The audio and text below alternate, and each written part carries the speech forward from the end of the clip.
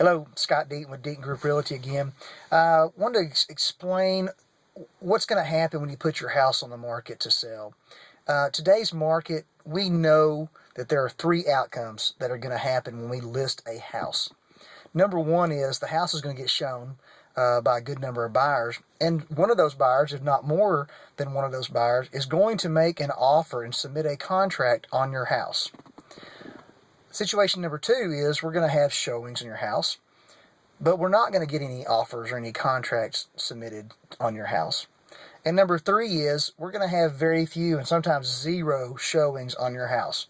So one of those three is going to happen every time that you list your house. We're going to have showings and a contract.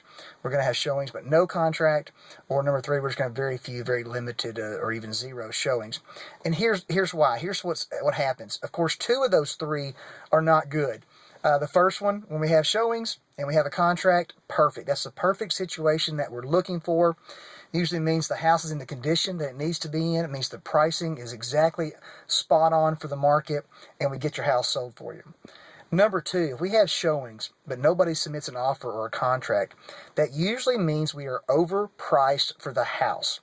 It means there's buyers looking in that price range, but they're not willing to pay that price for your house.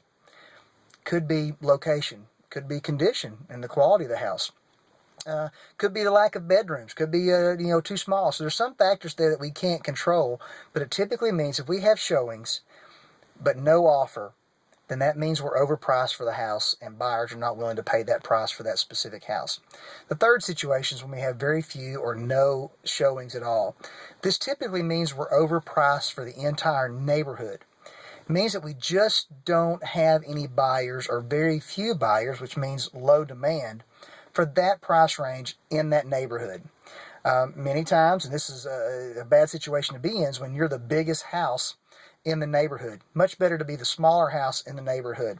But if we have no showings, very little showings, we are typically overpriced for the neighborhood, and so you've got to rethink your pricing strategy. So again, one of three situations is going to happen when you list your house. Showings, you're going to get it under contract. Showings, but no offers on it, or very few or no showings. And we're always striving to get that perfect situation where we put a buyer and a seller together for the perfect combination of price and value and condition of the home.